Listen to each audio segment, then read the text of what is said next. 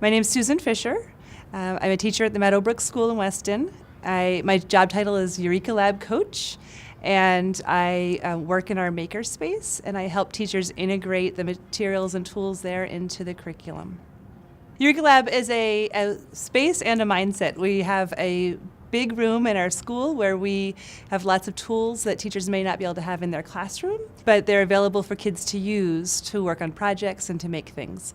And those tools vary from scissors and tape and paper to machines for milling wood and laser cutters and 3D printers and electronics that you may not buy for a typical classroom. I think that teachers do not need a makerspace in order to do design thinking. I think having the makerspace is a nice luxury because it lets us do more elaborate prototyping with kids because we have these tools available to us. But you're still able to do the entire design thinking process without having any electronic tools at your hands. Instead, you'll use the tools that you have in any classroom, which would be those scissors and tape and pencils and markers. And every classroom has basic tools for making things. You know your own students, you know what they're capable of.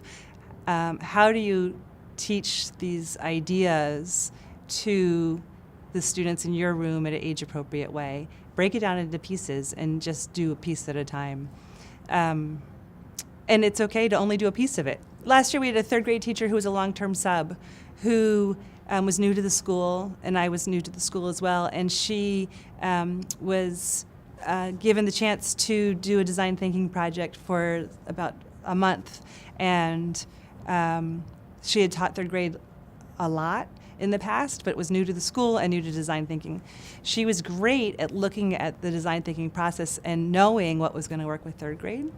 But I think the challenge was feeling pressured to have to do the whole process in order to call it design thinking. And I think that's pretty common. When you learn this, you start by doing this big project, or you just start and you go through all of the steps. And we call that a design thinking project.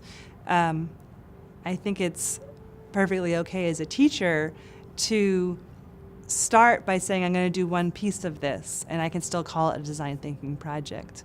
If what you're doing is having kids make 3 different versions of something, just call that prototyping.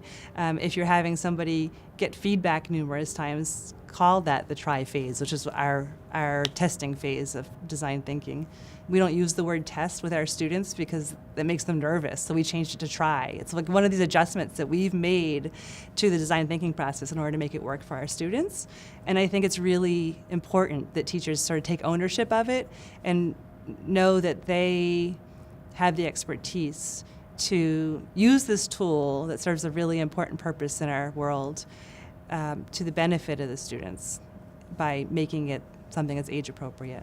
Our school starts with junior kindergartners who are 4 years old who've never heard these words or even know what they mean. So we definitely don't start with the whole process. And we teach small lessons all at different stages and are trying to use the common vocabulary when we do that.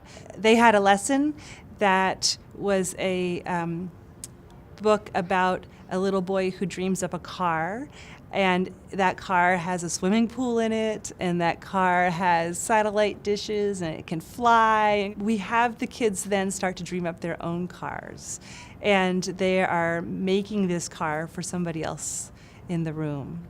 And so they're starting to have to listen to their classmates to hear what they want in their dream car. They do drawings of these dream cars as they're hearing them, so they're learning to listen to what somebody else is saying and draw pictures of that thing. They draw 3 or 4 of them, and then they eventually pick one of those prototypes to actually make. And they put together all kinds of little things to represent what's in the dream car. And then they go back and they write a story about their car. It's a lot of the same lessons that they used to do before we had design thinking involved in it, in that they're reading a story, they're getting inspiration from that story to then make their own story.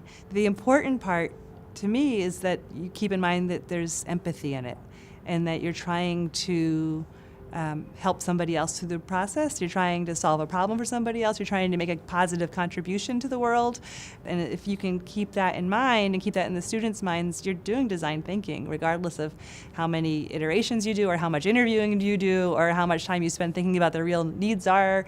You can get there, but you can start really, really small.